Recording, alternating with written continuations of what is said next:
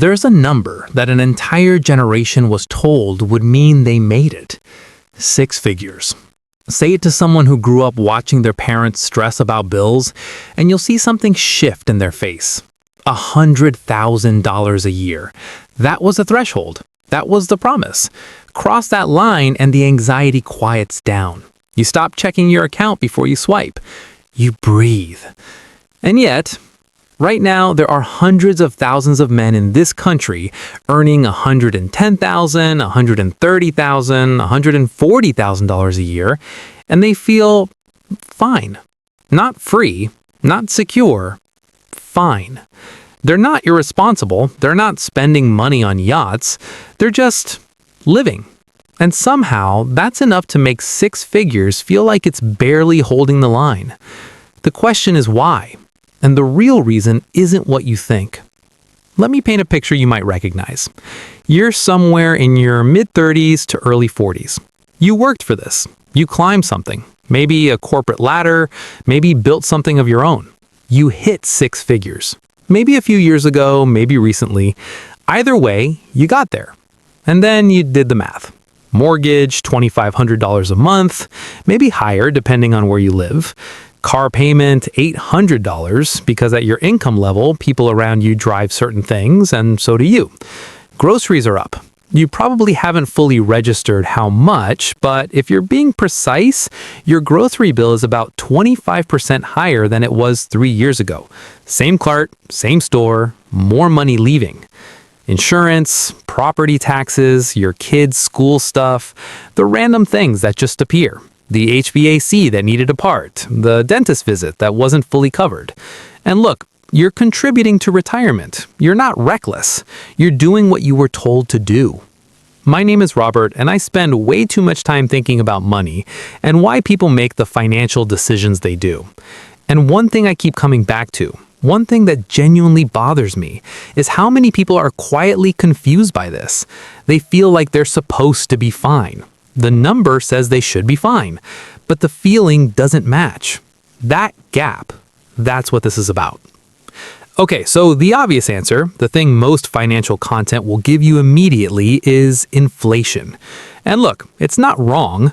Let me show you something. Inflation adjusted income chart, 2000 to 2024. $100,000 in the year 2000 is worth roughly $176,000 in today's purchasing power. Meaning, if you're earning $100,000 right now, you are effectively earning what $57,000 bought you back then, in real terms. That's not a small gap. And then taxes. Depending on your state, you're keeping somewhere around 68 to 72 cents of every dollar you earn when you account for federal, state, FICA. So a $120,000 salary becomes roughly $82,000 in take-home.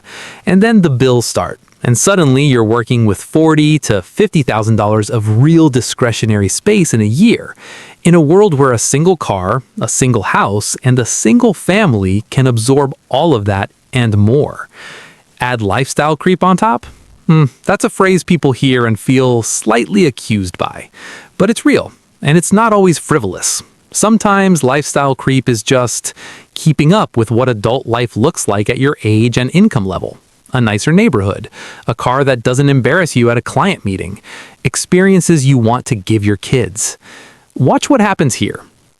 Visual. Budget breakdown showing income versus fixed obligations ratio. When you map out a $120,000 salary against modern fixed living costs in a mid-tier US city, not New York, not San Francisco, somewhere reasonable, the margin is thin, like structurally thin. So yes, inflation, taxes, lifestyle expansion, those are real. But that's not the real problem. Here's what I think is actually happening. 6 figures was designed as a benchmark in a different economic architecture. It was built for a world where housing was one income, where healthcare was employer absorbed, where a pension waited at the end, where one variable, your salary, was the primary lever of financial security. That architecture is gone, and no one officially announced that. Let me tell you about a guy I know. I'll call him Marcus, 41 years old, engineer. He spent his 20s genuinely grinding, not coasting, grinding. And at 38, he hit $135,000 a year. He remembers the day. He told his wife, they went to dinner. It felt like something. 2 years later, Marcus is contributing to 2 401ks because he changed jobs and forgot to consolidate. He's got a mortgage that was reasonable at signing and is now aggressive as rates shifted his refinancing options.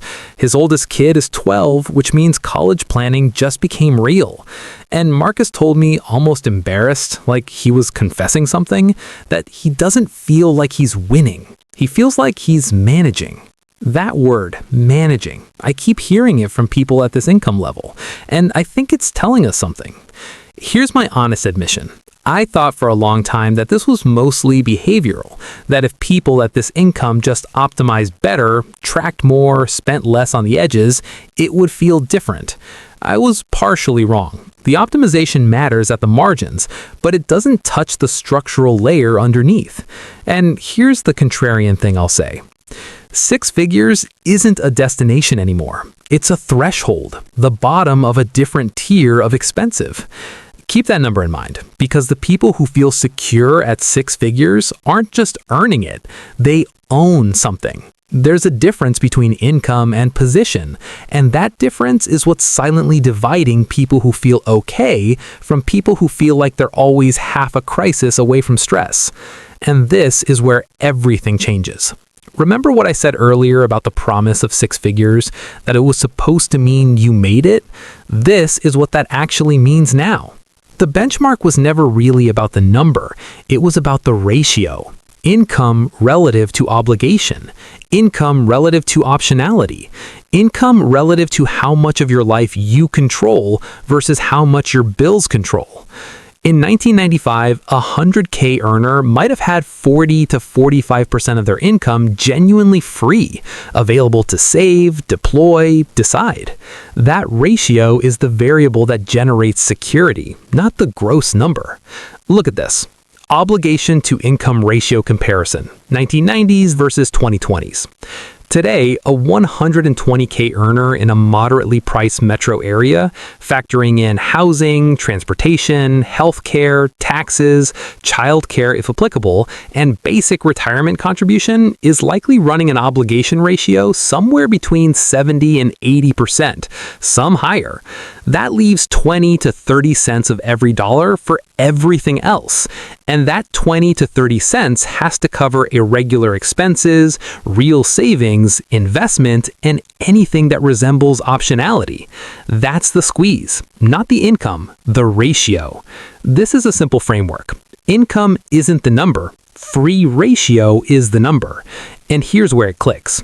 The people who feel secure at 6 figures aren't necessarily earning more.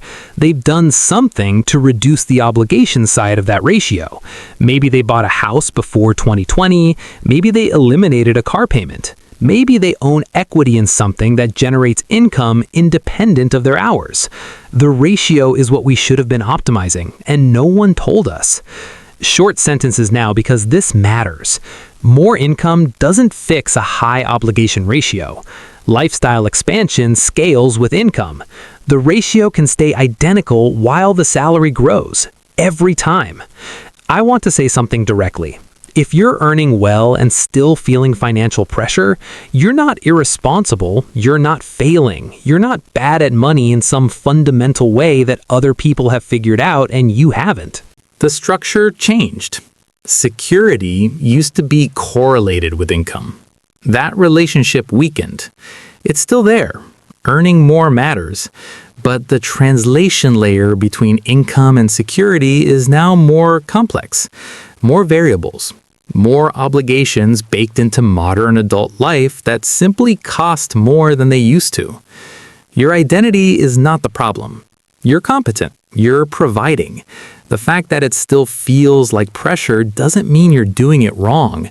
It means you're playing a game where the goalposts moved without a public announcement. There's something almost disorienting about that. You did everything correctly, and the outcome doesn't feel like the brochure said it would. That disorientation deserves to be named. Not to wallow in it, but because if you misdiagnose the problem as personal failure, you'll try to fix the wrong thing. You'll optimize habits when you should be restructuring obligations. You'll try to earn more when the real lever is owning something that reduces your ratio. Grounded take. The goal isn't to feel rich. The goal is to increase the percentage of your income that no one has a claim on. That's it. That's the reframe. We started with a paradox, a number that was supposed to mean something, a benchmark that an entire generation carried like a finish line, and the quiet, slightly uncomfortable realization that crossing it didn't feel like the arrival they expected. Here's the practical thing I'll leave you with. Pull up your actual numbers, not the salary, the ratio. Take your after-tax income and list every fixed recurring obligation. Then look at what percentage remains. If it's below 30%, the constraint isn't effort, it's structure. And structure responds to different tools than discipline does. You might need to reduce an obligation, not earn more. You might need one asset that generates without your time. Small ratio shifts compound over years in ways that raises often don't. And the last thing I'll say, 6 figures is not the problem and it's not the solution. Income is a current. Ownership is a reservoir. And most of us were taught to chase the current without ever building somewhere to hold it. Think about that.